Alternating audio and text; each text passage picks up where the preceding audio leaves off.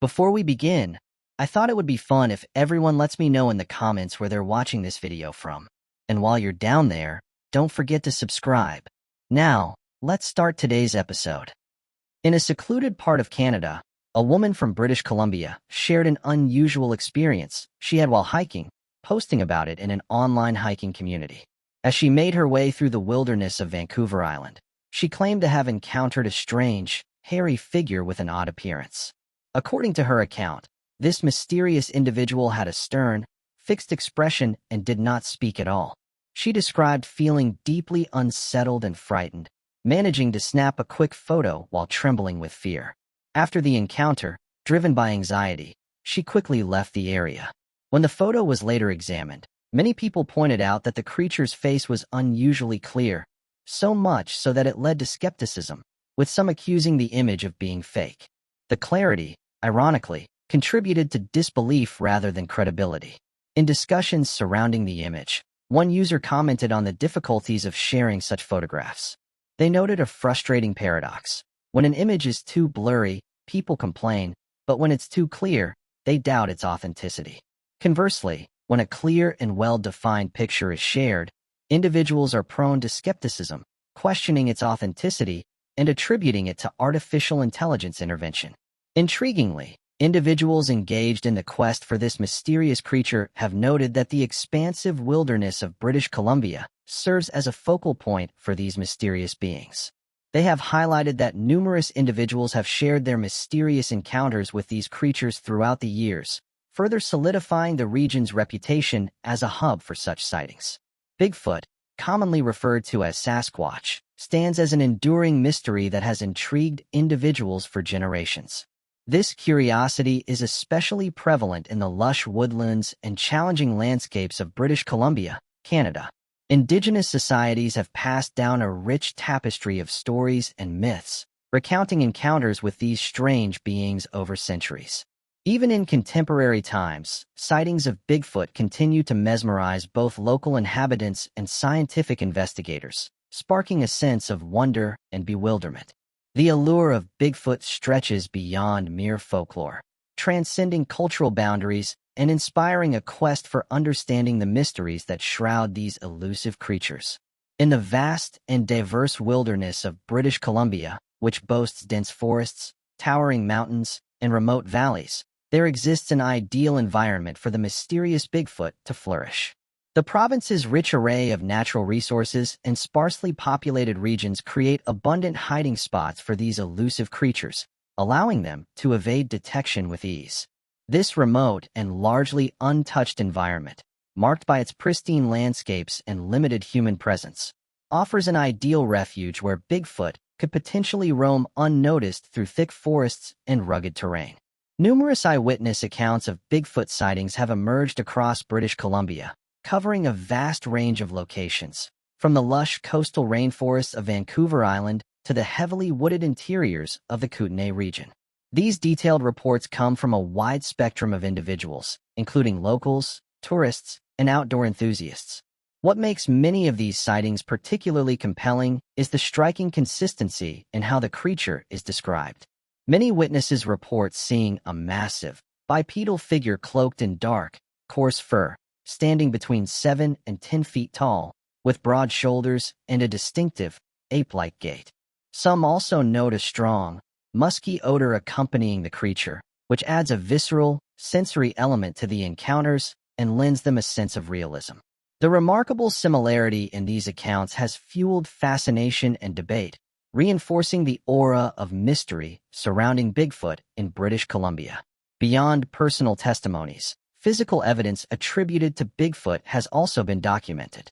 Researchers have analyzed footprints, hair samples, and audio recordings resembling primate-like calls, all in an effort to validate the existence of this elusive creature.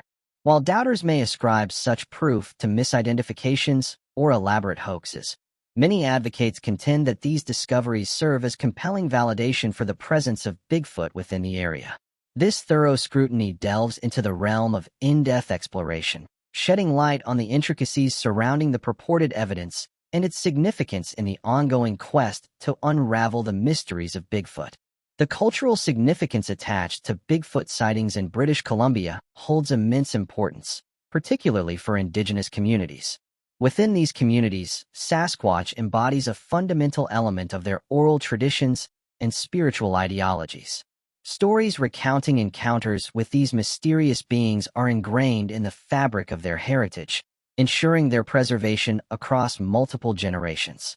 These narratives act not only as cautionary anecdotes, but also as profound lessons that underscore the essence of reverence for the natural environment. Bigfoot, a creature that goes beyond its roots in indigenous cultures, has evolved into a symbol of compelling fascination for a wider audience in British Columbia. This Canadian province is home to a plethora of Bigfoot-themed attractions, ranging from museums to vibrant festivals and guided tours that are exclusively designed to delve into the mysteries surrounding these elusive beings. Not limited to physical spaces, the enduring charm of these cryptids is also sustained by a rich array of Bigfoot-related media, encompassing books, thought-provoking documentaries, and captivating television programs. The extensive representation of Bigfoot in various forms of entertainment has undoubtedly played a significant role in perpetuating the enduring mystique surrounding these mysterious creatures. Despite numerous reported sightings and anecdotal accounts, skeptics persist in their skepticism regarding the existence of Bigfoot, highlighting the dearth of definitive scientific evidence. Detractors posit that the lack of tangible specimens or indisputable photographic proof poses a significant challenge in acknowledging the existence of these strange beings. Conversely, advocates for Bigfoot research counter that the mere absence of evidence does not equate to evidence of absence, emphasizing the necessity for further rigorous scientific exploration to unravel the mysteries surrounding these elusive creatures. Essentially, while many claim to have encountered Bigfoot and share their stories, skeptics demand concrete proof beyond personal testimonies and blurry photographs to give credence to the existence of this legendary creature.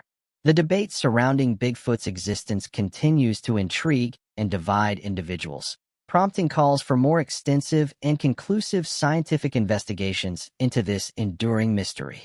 In recent years, rapid technological progress and improved data collection techniques have significantly expanded the possibilities for investigating Bigfoot activity in British Columbia's wilderness. Researchers are now utilizing advanced tools such as trail cameras, drones, and thermal imaging technology to carefully monitor remote areas and gather potentially compelling evidence related to Bigfoot sightings and behavior. Additionally, the rise of citizen science and collaborative research projects has allowed everyday people to participate in these investigations, harnessing collective observation and data gathering efforts. These inclusive approaches not only advance scientific inquiry, but also create a sense of shared purpose and community involvement in uncovering the truth behind Bigfoot reports in the region. The phenomenon of Bigfoot sightings in British Columbia is layered and complex, reaching far beyond folklore or simple storytelling. It draws on a deep well of sources, from the oral traditions of indigenous peoples to modern-day encounters, captivating the imaginations of many across the province. While skeptics often question the legitimacy of such claims, the abundance of eyewitness accounts, physical clues, and the cultural weight of these experiences suggest that the mystery may run deeper than it seems. As the search for answers continues, the allure of the unknown and the hope of discovery are likely to keep the Bigfoot legend alive and thriving in British Columbia for years to come. If you're fascinated by unsolved mysteries and enjoying the video so far, make sure to hit that subscribe button and give this video a thumbs up to stay updated on all our latest content. Moving on to the next mystery. In a charming, postcard-worthy town nestled amid the rolling vineyards of southwestern France, a peaceful evening was suddenly interrupted by an astonishing sight. A social media user happened to capture this unusual event on camera. Equipped with his camera, he had been waiting patiently to snap the perfect shot of the setting sun. However, as he looked through the viewfinder, something unexpected caught his attention. Hovering just above the horizon were three large, glowing orbs. Their brilliant orange light stood out vividly against the deepening hues of the evening sky. Initially suspecting a lens flare or a smudge, The photographer lowered his camera to see the scene with his own eyes. The orbs remained vivid and mesmerizing. The people around him had also taken notice of the orbs. The man said that he was intrigued by the objects, and he knew he had to capture this extraordinary sight. He raised his camera once more and aimed it at the orbs. They seemed to hang in the sky, motionless, yet pulsating with an ethereal energy. As he continued to photograph the orbs, the sun dipped below the horizon, casting a warm golden glow over the bay. The photographer said that he couldn't help but feel that he had stumbled upon something extraordinary, a phenomenon beyond the ordinary scope of a sunset. These orbs, with their vibrant and mysterious presence, seemed to defy conventional explanation. As twilight descended upon the bay, the orbs gradually dimmed, their glow softening until they became mere specks in the darkening sky. The man's camera had captured the remarkable sequence of photographs, each frame preserving the essence of their presence. The man shared the photographs to social media, capturing the attention of experts, astronomers, and UFO enthusiasts. Some suggested the orbs might be natural phenomena or atmospheric anomalies, while others entertained the possibility of advanced visitation. As of right now, various theories have been put forward to explain what these objects are, with those who investigate the unknown saying that these orbs are commonly witnessed all around the world. Unidentified flying objects have fascinated and perplexed humanity for decades. Among the various types of sightings, one category stands out for its unique and elusive nature: orb UFOs. These strange, glowing spheres of light have been spotted in skies across the globe, igniting ongoing debates, speculation, and fascination among both skeptics and believers. Known as unidentified flying objects, they are typically described as circular or spherical in shape, often emitting a bright, multicolored glow. What sets these orbs apart is their apparent ability to move with intelligence and intent, without any visible means of propulsion, wings, or fuselage, further deepening the mystery surrounding them. Sightings of these orbs stretch back centuries and span a wide variety of locations around the world. Reports vary from lone observers catching fleeting glimpses to large groups of witnesses, all describing the same strange event. Over time, numerous accounts have documented these mysterious orb-shaped entities.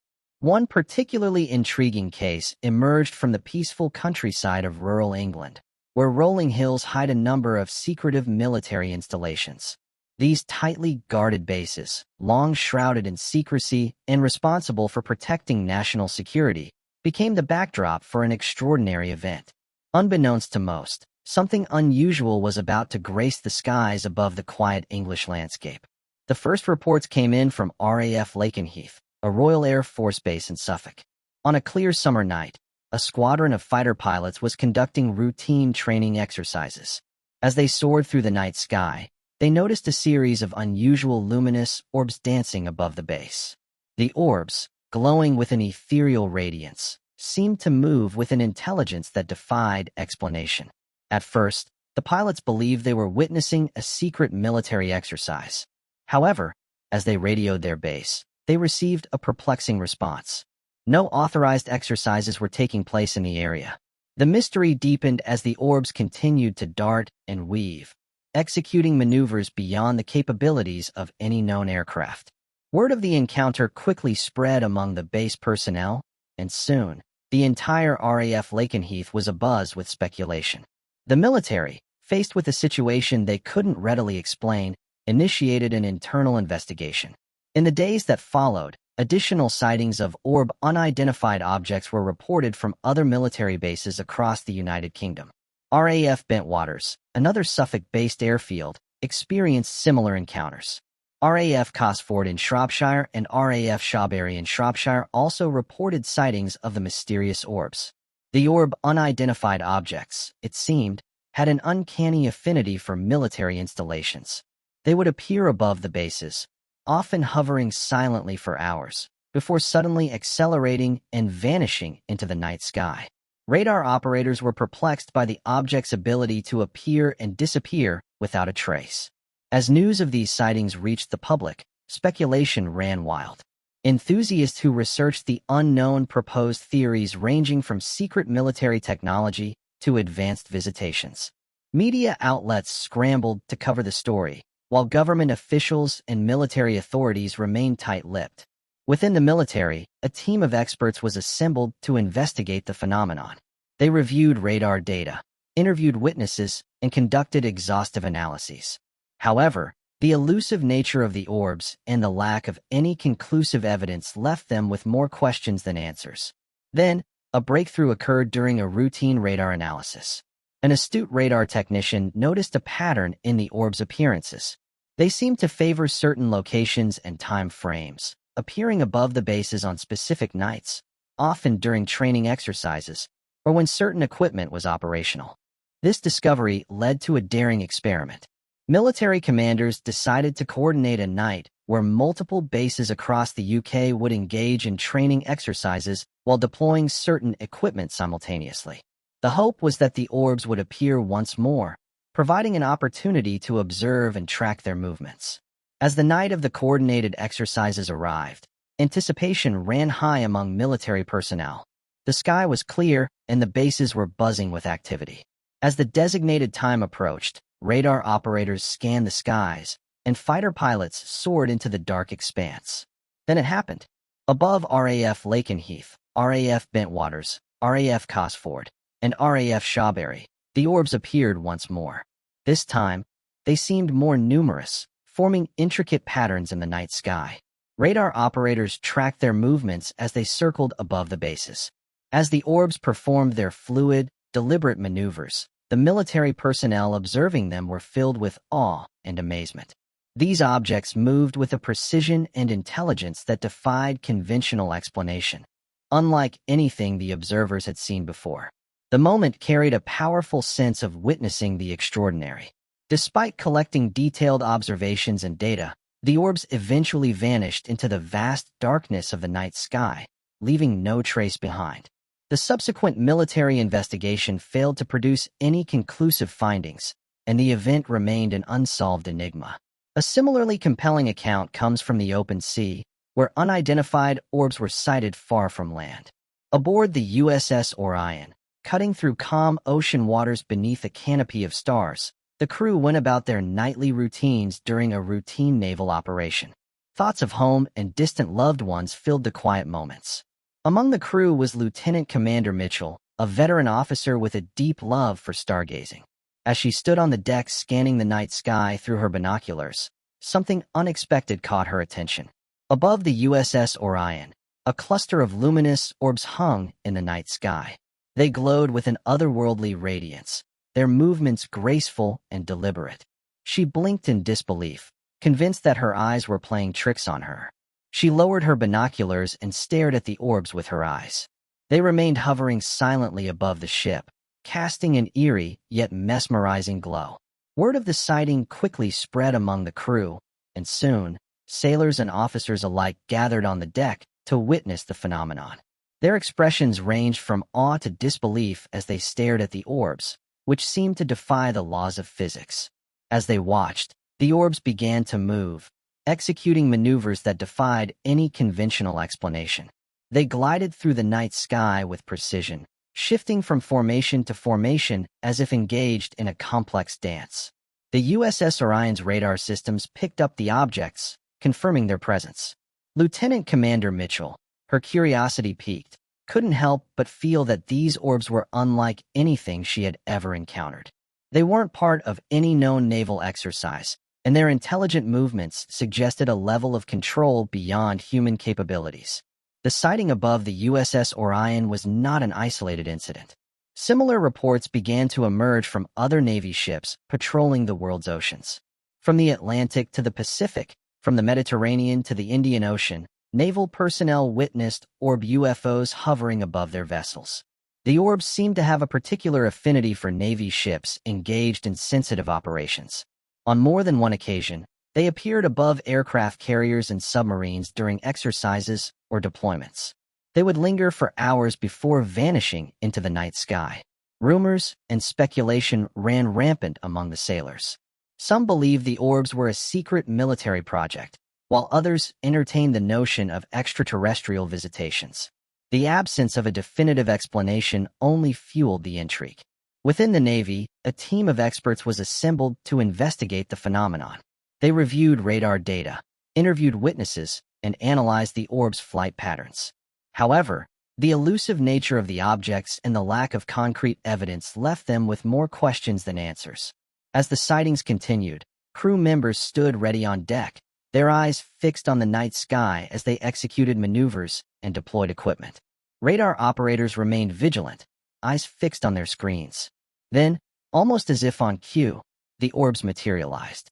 Hovering above the naval vessels, they radiated an otherworldly brilliance, their glow reflecting off the calm ocean surface in a surreal display. As the ships shifted course and executed maneuvers, the orbs appeared to mirror their movements, maintaining a steady presence overhead. This apparent interaction offered an unprecedented opportunity for detailed observation and data collection. Every movement of the orbs was closely tracked and documented, and their seemingly intelligent responses were logged with precision. Yet, for all the careful analysis, the true nature, origin, and intent of these mysterious objects remained a mystery. In the years that followed, sightings of orb UFOs near naval ships continued to occur, resisting all conventional explanations. They became a quiet fixture in naval reports, a cryptic footnote in the annals of maritime operations, serving as a haunting reminder that even in the vast, charted waters of the ocean, there are still mysteries that elude understanding. Moving on to the next mystery. Scientists have recently uncovered evidence suggesting that Earth experiences a mysterious, rhythmic heartbeat approximately every 27 million years. Research into ancient geological records has revealed a recurring cycle of major geological events, such as volcanic activity, mass extinctions, tectonic shifts, and sea level changes, that seem to align with a consistent 27.5 million year pattern. These processes unfold gradually but culminate in dramatic planetary changes, resembling the slow yet steady rhythm of a cosmic pulse. Fortunately, based on current estimates, scientists believe we have around 20 million years before the next cycle begins, giving us ample time to study and potentially prepare for its effects. Experts in the field, including Michael Rampino, a leading geologist from New York University and the study's principal investigator, acknowledge that while geological events often appear random, this newly identified pattern hints at a deeper, underlying structure governing Earth's dynamic systems. Their research presents compelling statistical data supporting a consistent cycle, indicating a correlation among these geological occurrences rather than mere chance. This identification of patterns offers valuable insights into the underlying mechanisms governing these events, highlighting the interconnected nature of geological processes. The research team meticulously examined the chronological timeline of 89 extensively studied geological occurrences spanning over a period of 260 million years. The researchers detailed a range of occurrences in their study, encompassing instances of both marine and non-marine extinctions, significant ocean anoxic events, continental flood basalt eruptions, fluctuations in sea levels, worldwide bursts of intraplate magmatism, and periods marked by alterations in sea floor spreading velocities and plate rearrangements. The findings indicate a consistent correlation among global geological occurrences, showing a pattern of recurring cycles with an approximate duration of around 27.5 million years. Geologists have long devoted their efforts to studying a potential recurring pattern in geological phenomena. In the early 20th century, scientists proposed a 30 million year cyclic pattern within the geological record. Later, in the 1980s and 1990s, researchers analyzed the most accurately dated geological occurrences available at the time to estimate a range for the duration between these recurrent geological pulses, settling on a span of 26 and 30 million years. This ongoing investigation into the periodicity of geological events highlights the meticulous and enduring nature of geoscientific inquiry, aiming to unravel the mysteries of the Earth's dynamic history. The current status appears to be well aligned. 27.5 million years aligns closely with our projections. A research article released towards the end of 2020, authored by the same individuals, posited that this particular 27.5 million year milestone coincides with periods of mass extinctions as well. The scholarly publication from 2018, authored by a pair of academics from the University of Sydney, delved into the intricate relationship between Earth's carbon cycle and the movements of its tectonic plates. Through a meticulous analysis, it was determined that the duration of this cycle spans an estimated 26 million years. In the most recent study conducted by Collins, it was elucidated that a significant proportion of the events examined by the research team possess a causal relationship, indicating that one event leads to the occurrence of another. Among the 89 geological events analyzed, researchers found that many appeared to be interconnected. One clear example is how anoxic events, periods when oceans are depleted of oxygen, can lead directly to widespread marine extinctions. Building on this, lead researcher Michael Rampino highlighted a noticeable cyclical trend occurring every 26 to 30 million years, suggesting that this pattern persists over vast spans of geological time. Despite this compelling evidence, the exact cause of the cycle remains unknown, presenting a mystery that continues to intrigue scientists. Rampino and his team have proposed several hypotheses, including the possibility that periodic comet impacts may have played a significant role in shaping Earth's history. While this idea points to external cosmic influences, the research also explores the possibility that the so-called heartbeat of Earth might be driven by internal processes. The alignment of tectonic activity and climate shifts could be rooted in geophysical forces such as mantle plumes and plate dynamics, or perhaps tied to larger astronomical cycles involving Earth's movement through the solar system and Milky Way galaxy. This complex interaction between Earth's inner workings and cosmic surroundings not only shapes the planet's geological evolution, but also emphasizes the delicate and fascinating interplay between Earth and the broader universe. Moving on to the next mystery. When we look up at the night sky, the question of whether we are alone in the universe or if there are other advanced civilizations out there often crosses our minds. The Drake equation, introduced by astrophysicist Frank Drake in 1961, attempts to estimate the number of advanced civilizations by considering several key factors. These include the rate of star formation, the percentage of stars with planetary systems, the number of planets that could support life, the fraction of those planets where life actually develops, the proportion of life that evolves into intelligent beings, the fraction of civilizations that develop detectable technology, and the length of time these civilizations emit detectable signals. While our understanding of these factors has improved over time, there remains considerable uncertainty. For example, data from the Kepler Space Telescope suggests that there may be billions of Earth-like planets in our galaxy alone.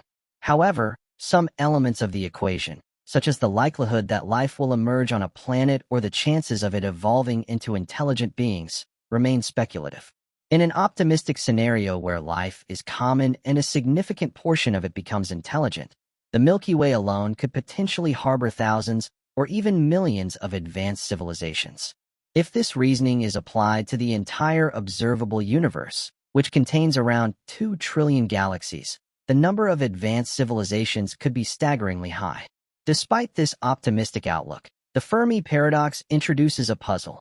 While estimates of extraterrestrial civilizations are high, there is a stark lack of evidence or contact with such civilizations, creating a contradiction that remains unexplained. One possible explanation for the Fermi paradox is the Great Filter hypothesis, which proposes that somewhere between the emergence of pre-life and the rise of a Type 3 civilization, one capable of harnessing all the energy in its galaxy, there is a critical barrier that almost all civilizations encounter. From a more pessimistic perspective, life could be extraordinarily rare or even unique to Earth, or intelligent life and advanced civilizations might have short lifespans, making it less likely for them to coexist in time and space. In this scenario, the number of advanced civilizations in the universe could be incredibly small or possibly non-existent. A fascinating idea that emerges from theoretical physics is the concept of wormholes, which are hypothetical shortcuts through space-time. While no wormholes have been observed or created yet, they remain a plausible solution according to Einstein's equations of general relativity. If a civilization were advanced enough to create and stabilize a wormhole, it could allow for instant travel between distant parts of the universe, bypassing the speed of light limitations. This capability would enable rapid exploration or colonization of far-off star systems. Furthermore, the manipulation of wormholes could even open the door to time travel, as the two ends of a wormhole might connect to different moments in time. However, stabilizing a wormhole would require overcoming enormous challenges, and it is speculated that exotic matter with negative energy or pressure would be needed to prevent the wormhole from collapsing. Moving on to the next mystery. On January 15, 2018, Louise Porton called the 999 emergency line to report that her 3-year-old daughter, Lexi Draper, was unconscious and not breathing. When paramedics arrived, Louise appeared disturbingly calm given the gravity of the situation. They were met with a horrifying scene. Lexi's jaw clenched shut, her skin bluish, and her body completely still. Despite their efforts to save her, it was already too late. The heartbreak didn't end there. Just 18 days later, Louise contacted the 111 Care Advice line to say her 17-month-old daughter, Scarlett Vaughn, wasn't breathing. This raised alarming questions. Why use a non-emergency line like 111 in such a critical moment? Was it a misunderstanding, or something more sinister? These deeply troubling incidents prompted investigators to take a closer look into Louise Porton's background and motives. A darker side of Louise's past emerged when investigators dug further. In the UK, Louise Porton was born in the town of Wall, which is outside of Birmingham, in 1996. Along with her mother Sharon Porton and her 2 siblings, she was raised. Louise's family had difficulties with her behavior even as a small child. Although Louise's family was close-knit, she frequently stood out by herself and exhibited crafty and manipulative tendencies. She would frequently tell falsehoods to her parents in an effort to control her brothers and cousins and get them into trouble. Notably, Louise frequently threatened her siblings and relatives with bodily harm. She also behaved violently with them. Louise's relationships with her family, particularly her mother, worsened as she became older. Louise's bitterness against her mother had grown as a result of her affair and leaving when she was a teenager. Although her siblings continued to communicate with their mother, Louise had severed all connections. Louise's behavior grew worse as she approached adolescence. She was in constant conflict with her family, skipped school, and even ran afoul of the law. She is said to have acted coldly and selfishly in addition to stealing. Louise's seeming promiscuity also became a major problem. She was attracted to guys and frequently used physical contact as a ruse to get presents and cash. She carried on with this conduct into adulthood, taking it online and interacting with other guys in exchange for cash and presents. Louise was also active on the internet, sharing pictures to draw attention from guys. She participated in a variety of cosplay activities, dressing up in various costumes and exchanging presents or cash for pictures. Her pictures started to get more explicit over time, and she started calling herself a model. Louise registered with multiple modeling agencies, Purpleport being one of them. However, there are online reports that cast doubt on Purpleport's credibility due to the possibility that it is being utilized for exploitative purposes. Louise chased modeling prospects and provided intimate services to photographers for payment, even though there could have been risks involved. Apart from her modeling pursuits, Louise became a mother in late 2014 when she gave birth to her first child, Lexi, at the age of 18. She maintained her lifestyle, though, and did not settle down. Louise was a mother, but she also didn't get along well with Chris Draper, Lexi's father. Louise's strained relationship with her family was only worsened by her online behavior and her inability to prioritize her children's well-being. When her grandmother passed away, Louise chose not to visit or attend the funeral, further distancing herself from her relatives. Despite the tensions, she had another child, Scarlett, with Lexi's father when she was 20. As time went on, Louise's behavior became increasingly troubling. She spent hours on dating apps seeking casual relationships and began monetizing these encounters. Frequently, she would leave her daughters in the care of friends or her landlady, or sometimes even alone, while she went out to socialize. The landlady often spent more time with the children than Louise did. Over time, Louise began to see her children as obstacles to her lifestyle, especially when it came to her sexual activities.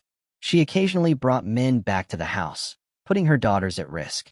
Growing alarm among family members and acquaintances led to reports to social services, but no action was taken. Her relationship with Chris Draper, the father of both children, continued to deteriorate. In an attempt to cut him off completely, Louise changed Scarlett's last name to Vaughn, effectively blocking any contact between him and his daughters. When Louise made the decision to relocate the family to Skiddaw Rugby, an hour's drive from Chris, so severing his connection to his kids, the situation took a dire turn. Karen Porton, Louise's sister, had also made an effort to lend assistance and support whenever she could. But Louise's priorities stayed misaligned. Several of the men she hung out with were obviously inappropriate. One even called her kids babies. Family members kept talking to Louise about their anxieties, but she laughed it off and even made fun of the circumstance. Many have theorized that Louise may have drugged her kids to unconsciousness so she could focus on her own hobbies. After their mother left them to fend for themselves, the cruelty and neglect that followed in 2017 took a toll on Lexi and Scarlett. Louise's mental health declined along with her relationship with her kids. She started to become more combative and verbally abusive, snapping at her kids for even the smallest infractions. She frequently used physical force on Lexi and Scarlett, hitting them in order to control their behavior and mask their screams. Social services kept failing to step in, allowing Louise to carry on with her harmful behavior. Louise had come to a somber conclusion and made a plan to free herself from the burden her children had become, since she was still consumed by her own ambitions and unable to handle the obligations of motherhood. In an email to her sister on January 2, 2018, Louise expressed concern that Lexi might be having a tantrum. But Louise didn't call until after Lexi's condition had gotten much worse. Even after Lexi was released from the hospital, Louise's negligence persisted since she was more preoccupied with her dating life than her daughter's well-being. In the meantime, Louise's Google searches revealed to the detectives a more sinister reality. She had looked up information on kid breathlessness, asphyxia, and how it may be fatal. Gradually, the detectives began to understand that her Google searches were motivated by something more sinister than true concern. Sadly, on January 4, 2018, just 2 days later, Lexi became gravely ill and Louise contacted 999 to report that her daughter had stopped breathing. Her cold manner during the call, though, had cast even more doubt on her honesty. Lexi's lips, fingers, and eyes had turned blue, and she was in critical condition when paramedics arrived. She had clearly been in the state before Louise had finally made the decision to seek assistance, revealing the depth of Louise's disregard and callousness for her daughter's life. The paramedics were at a loss as to how a healthy little girl like Lexi could suddenly have 2 potentially fatal events in such a short amount of time. Louise stayed at the hospital for Lexi's 4-day stay, taking advantage of the chance to flirt with hospital workers and send guys sexual images and texts of herself. The only diagnosis the doctors could make after Lexi was released from the hospital was that she might have had a chest infection. After bringing Lexi back home, Louise's cold-blooded and deceptive behavior persisted. The hotel's CCTV film showed Louise and the kids leaving the hospital and coming home, and even at this point, it was evident from her demeanor that she didn't want to raise her kids. She claimed she needed money to care for Lexi, so she took advantage of her daughter's health problems to ask men for money. Louise started searching for self-harming techniques and details on life support and death on Google, which raised more alarming questions. It became clear that her study was focused on finding a covert manner to kill her daughter. Investigators have reviewed the searches she conducted on January 2nd and 4th. Louise also started to focus her Google searches on when to call emergency services after killing someone, which made them more focused over time. She had even looked up the duration needed for suffocation to cause a body to turn blue. This disclosed her goal to make sure that, even after killing her daughter, she could still call 999 without risking her life. Louise persisted in lying to men about her daughter's illness, saying that she was dying from the flu, despite her horrible intentions. Her lack of empathy and her willingness to use people to further her own dark agenda seemed to have no boundaries. The unfortunate event occurred on January 14, 2018, after Lexi and Scarlett paid a visit to Karen, Louise's sister. At 6 o'clock in the evening, Lexi's condition abruptly declined once more. Louise claimed her daughter was unconscious and not breathing when she contacted 999. Lexi was unconscious and showing symptoms of rigor mortis when paramedics arrived, suggesting that she had probably been dead for several hours prior to the emergency call. At the scene, Lexi was pronounced dead despite their best efforts. Louise persisted in her deceptive ways even after losing her daughter, which was devastating. The very following day, it was discovered that she had accepted 41 friend requests on her dating app and had taken advantage of Lexi's passing to ask men for money. She even created a GoFundMe page for her daughter's burial, possibly with the intention of using the money raised for herself. Her fake post on Facebook about Lexi revealed even more of her lack of real sorrow. Louise was observed joking and laughing with friends in the days after Lexi's passing, even during her daughter's funeral. However, things didn't end there. To Scarlett's mother, she was burdensome and no different from Lexi. Following Lexi's passing, Louise's mother showed up at the funeral and offered to assist with the funeral arrangements. Louise apparently expressed concern that Scarlett would suffer the same fate as Lexi, but nobody reported her questionable actions to the police. On February 1st, just 18 days after Lexi's death, Louise's disturbing pattern continued. While staying in a motel with Scarlett, the toddler initially appeared to be fine, until things suddenly took a dark turn. During this time, Louise was messaging men she had been speaking to, asking for £30 to supposedly cover petrol costs to take Scarlett to the hospital. Despite their urging to call an ambulance, Louise seemed more focused on getting attention and money than on her daughter's well-being. Rather than rushing to get help, Louise left the hotel with Scarlett around 9:50 p.m. and aimlessly drove around town, showing no sign of urgency. Surveillance footage from traffic cameras in Hill Morton captured her driving without any clear intention of seeking medical assistance. At one point, she was filmed at a petrol station, calmly sitting in her car while her daughter was in critical condition. Her demeanor was chilling, completely devoid of panic or concern, as if she were entirely unbothered by the life-threatening situation unfolding beside her.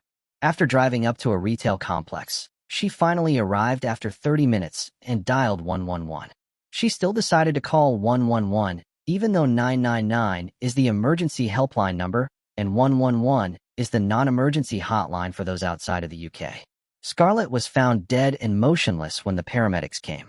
Once more, it was found that the infant had not been breathing for several hours prior to Louise making the call for assistance. Louise once more exhibited little worry about the unexpected and unexplained death, even though the doctors concluded that the death was compatible with intentional airway obstruction. The doctors were unable to identify any natural explanation for why either youngster would have passed away in this way.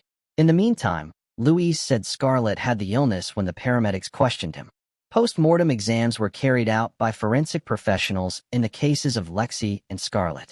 It was discovered that their deaths were not accidents, but deliberate. Deliberate restriction of Lexi's airways caused her death. Examiners discovered scratches on her neck, showing that she was resisting her mother's hands while Louise choked her, and markings on her nose, suggesting that her nose was held shut. Scarlett, who was 17 months old, also passed away due to airway blockage. She had blood in her lungs, injury to the muscles in her neck, and bruises all over her head and neck. Additionally, a portion of Scarlett's blood was discovered on the hotel room pillow where she passed away. Louise had never expressed regret or acknowledged her acts, even in the face of overwhelming proof. Despite the lack of sufficient evidence to make an official arrest of Louise at the time, detectives persisted in their investigation, certain that Louise was the one guilty for the deaths of these defenseless youngsters. In January 2019, over a year later, authorities were able to accuse her for the killings of her two children once they had acquired sufficient evidence. And Louise was detained on March 20, 2019. Her trial started in August 2019 after she entered a not guilty plea. A plethora of evidence was used against her, including the outcomes of the post-mortem examinations, her careless behavior toward her children, and her communication history on dating apps. August 3, 2019, the jury returned a guilty verdict. In the end, Louise Porton received a 32-year prison sentence. Given her young age at the time of sentencing, many people feel that this punishment is insufficient. Since she is only 23 years old, there are worries that if she does well in prison, she could be released early. She was heartless and showed no regret during the trial. She did not feel guilty about killing her own children. She just stood there, Though there are many theories, Louise's motivation for acting as she did is still unknown. She had a mental health assessment, but no diagnosis was determined. At the time of the killings, she was considered to be of sound mind. The widely held belief is that Louise chose to have her children removed because she considered them to be burdens, particularly in light of her immoral lifestyle. Everyone involved in this case was horrified by the case's outcome. Louise's mother, Sharon Porton, was overwhelmed with guilt and heartbreak, believing she could have done more to protect her two granddaughters. Tragically, her grief led to a deep depressive episode, and on February 4, 2020, she took her own life. She was just 40 years old. Chris Draper, the girl's father, also endured immense pain. He expressed deep regret and frustration, wishing he had pursued custody when he had the chance. Even a year and a half after the deaths of his daughters, he remained haunted by the fact that he never had the opportunity to meet his youngest, 17-month-old Scarlett. To honor Lexi Draper and Scarlett Vaughn, remembered as joyful little girls with radiant smiles and vibrant spirits, a white horse-drawn carriage adorned with purple accents carried them to their final resting place. Their untimely deaths marked the loss of two innocent lives, each filled with endless promise. Moving on to the next mystery. Born in 1973, Sophie Sergi hailed from Pitka's Point, a small, remote village along the Yukon River in western Alaska. A member of the Yupik community, Sophie grew up in a town of fewer than 200 people, mostly Native Alaskans. Life in Pitka's Point was shaped by both the harsh beauty of the Alaskan wilderness and the tight-knit bonds among its residents. From an early age, Sophie was deeply rooted in her culture and community, surrounded by a strong sense of family and shared traditions that were vital in such an isolated setting. Sophie was admired as a model citizen and a devoted daughter. Known for her cheerful spirit, strong work ethic, and determination, she became a role model, especially among the local youth. Her dreams stretched far beyond the borders of her hometown. She aspired to achieve something meaningful with her life. Despite the challenges that came with living in such a remote area with limited resources, Sophie's dedication to her education and personal growth stood out clearly. Sophie was fortunate to receive a full scholarship to the University of Alaska, a prestigious institution located about 500 miles from her hometown. This marked a significant shift for her, as she transitioned from the close-knit, indigenous village life to the diverse and bustling university campus. At the university, Sophie developed a keen interest in marine biology, driven by her fascination with the wonders of water. She quickly became a standout student, but her academic journey took a pause when life took an unexpected turn, prompting her to leave college for a time. This decision was influenced by two key factors. First, Sophie felt a deep sense of responsibility to care for her aging mother, prompting her to return home. Second, she recognized the financial strain her education was placing on her, and decided to work and save money for much-needed dental treatment. While away from the university, Sophie worked as a teacher's assistant in her village, showcasing her strong work ethic and commitment to serving her community. By choosing to manage her finances independently and avoid burdening her family, Sophie demonstrated both her responsibility and self-sufficiency. She wanted to re-enroll in college after completing her 2 years of study in marine biology, demonstrating her unwavering devotion to reaching her academic goals. But in April 1993, Sophie's life tragically changed course while spending a weekend in Fairbanks. The first part of April 25, 1993, appeared to be a typical day with regular activity. Sophie had taken a plane to Fairbanks on this particular day to see a dentist. She intended to live in Bartlett Hall, a dorm, and stay with her friend Shirley, a University of Alaska Fairbanks student.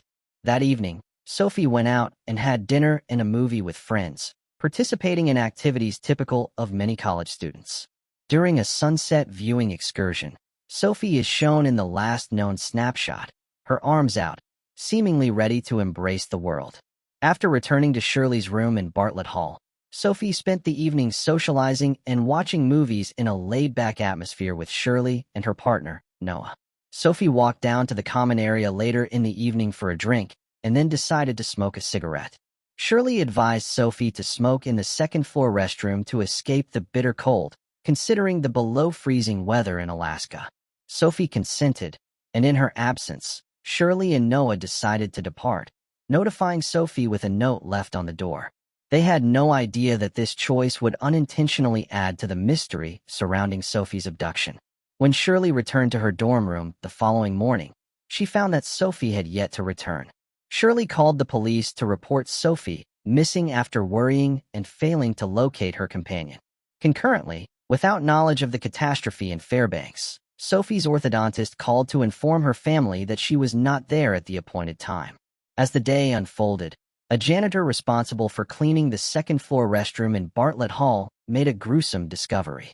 Sophie Sergi's body was found in the bathtub after a brutal attack involving binding, gagging, tasering, beating, stabbing, and finally, a gunshot to the back of her skull. Her clothing was disheveled, her bra and pants pushed up, underwear and pants pulled down, and her body was wet from running water, painting a chilling picture of the crime's savagery. The discovery of Sophie's body sent shockwaves through the University of Alaska Fairbanks community, prompting immediate investigations by local authorities. The violent nature of the crime in a college dorm left students and staff in a state of shock, leading to heightened security and an increase in mental health services for the campus community. Upon the discovery of Sophie's body on April 26, 1993, forensic experts, detectives, and law enforcement converged on the scene to meticulously document and investigate every detail. Despite forensic technology being in its early stages at the time, investigators understood the importance of collecting hair samples, fingerprints, and potential DNA, knowing that these would be crucial for future developments in forensic science. The fact that no alcohol or illegal substances were found in Sophie's system during her autopsy underscored the brutality of the crime. Investigators relied heavily on eyewitness accounts to piece together the events leading up to Sophie's tragic death. Later on, two students, Vanessa Allen and Jennifer Roy, would offer insightful insights. During the semester, Vanessa lived in the dorm and told of her uneasiness the night of April 25th when she entered the rarely used East Side restroom. She became suspicious when she discovered the tub room's light was on, as it was not typical. Vanessa heard noises coming from the other room that sounded like firecrackers. Jennifer Roy, a senior about to graduate, was also studying late on the west side of the dorm. At about 1:30 a.m. on Monday, she heard unmistakable noises through the shared wall with the other bathroom. There was a tremendous thud against the wall, an indiscernible rustling sound, and some murmuring that Jennifer surmised might be a male and a female. The combination of witness accounts, forensic evidence, and the graphic details of Sophie's attack led to a more significant effort to locate and capture the attacker. The impermanent character of college campuses, where students come and go throughout the semester and sometimes never return, presented obstacles for the inquiry. It took a lot of work to locate people for interrogation since room assignments fluctuated frequently, and the dorm roster occasionally gave false information about who lived there. By interviewing witnesses and following leads, investigators sought to piece together the sequence of events that took place the night of the attack, focusing on the hour between 1 and 5 in the morning when Sophie was abducted. The Sophie Sergei case became cold over time. However, investigators occasionally looked at it. As forensic technology advanced, particularly in DNA analysis, authorities took advantage of the chance to re-examine the evidence. In an attempt to identify the perpetrator of Sophie's horrific murder, attention turned to utilizing the preserved DNA samples. The accomplishment was made possible by improvements in DNA testing capabilities in 2018. Detectives could construct a suspect's genetic profile through contemporary DNA analysis of the preserved samples. The likelihood of finding a match could be increased by comparing this profile to DNA databases. Closing Sophie's case required a tireless pursuit of justice and a dedication to using cutting-edge forensic technologies. A key role was performed by the technology known as genealogical DNA analysis, which became popular in investigating cold cases. By comparing DNA from crime scenes with genetic databases accessible to the general public, this technique may be able to identify family ties. Genetic DNA analysis has proven crucial in revealing suspects' identities in numerous cases that have gone unsolved for decades. A pivotal moment in the investigation came when Stephen Downs, a Maine resident, was named a prime suspect. Subsequent inquiry showed that Downs was a student at UAF and living in the dorm where Sophie was killed at the time of the brutal attack. When Downs' DNA was found to match Sergei's sample taken decades earlier, he was taken into custody despite having denied any relationship with the man during his 2019 interview. He was a nurse in Maine when he was extradited. Prosecutors built a strong case during the trial, presenting evidence that linked Stephen Downs to the crime scene. Key testimonies from witnesses, including Vanessa Allen and Jennifer Roy, offered crucial insights into the events of that fateful night, helping to unravel what happened. The trial focused on reconstructing Sophie Sergei's tragically short life through the accounts of those who were present in Bartlett Hall during the attack. The testimony of witnesses, along with advancements in forensic science, played a pivotal role in securing justice for Sophie and her grieving family. Ultimately, Stephen Downs was convicted of both the assault and murder of Sophie Sergei and was sentenced to 75 years in prison. Despite the conviction, the emotional scars left by Sophie's untimely death continued to affect her loved ones. While her family and friends were able to find some semblance of closure nearly 30 years later, the tragedy of 1993 still lingers in their lives. The journey from an unsolved cold case to Downs' arrest and conviction underscores the transformative impact of genetic genealogy, offering victims' families justice and some measure of comfort in the wake of their loss. Moving on to the next mystery. A chilling mystery that haunted Canyon Lake, Texas, for more than 30 years has finally been solved. Back in 1986, the body of Charles Hardin was found at a secluded campsite, bound and lifeless, a disturbing case that stumped investigators for decades. Though there was an early lead, the trail eventually went cold, and for years, it seemed the truth might never surface. But a recent breakthrough changed everything, leading to the arrests of two men now charged with a brutal crime that many thought would remain unsolved. Who were they, and what finally led authorities to them? The story begins on August 26, 1986, when the body of 56-year-old Charles Robert Hardin was discovered at Jacobs Creek Park, a peaceful area on the eastern side of Canyon Lake. Originally from Houston, Charles had been camping at the park when other campers came across his body. He had been bound with strips of bed sheets around his neck, wrists, and ankles, clear evidence that his death was no accident. The savage nature of the crime cast a dark shadow over the popular recreational area and left the community searching for answers. An autopsy confirmed what investigators feared. His life had been cut short by asphyxiation, and his body had been decomposing for about 6 to 7 days when it was found. At the time of the discovery, Como County Sheriff's Office investigators, Rudy Rubio and Dennis Kep, launched a thorough investigation. The case seemed to have all the hallmarks of a violent, deliberate slaying. But despite a number of leads, the case went cold. A composite sketch of a suspect, described as a Latin male in his mid-30s, was circulated, and local authorities sought information on a blue 1980s Chevrolet Celebrity sedan that had been spotted near the campsite on the day before Charles's body was found. The public was also alerted to the case through Crime Stoppers, which offered a reward.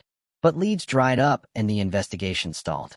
For years, the slaying of Charles Hardin seemed destined to remain unsolved.